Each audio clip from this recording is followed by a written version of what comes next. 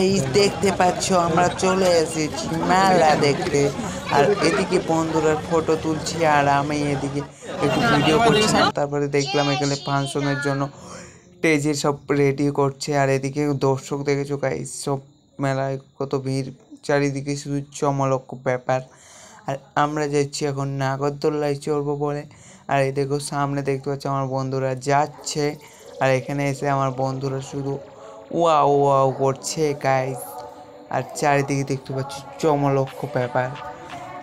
আর এসব দেখার পর আমার বন্ধু চলে গেছে টিকিট কাটতে, আর আমরা এদিকে একটু ভিডিও করছিলাম। তারপরে আমি আর আমার বন্ধু উঠে পড়লাম নাগরদোলায়। তারপর তোমাদের জন্য দেখতে পাচ্ছ এদিকে একটু ভিডিও করছিলাম। আর নাগরদোলায় উঠে গাইছে, একটু ভয় ভয় লাগছিল, অনেকদিন বাদে উঠলাম। আর তখনই একটু হাই হ্যালো করতে শুরু করে দিলাম।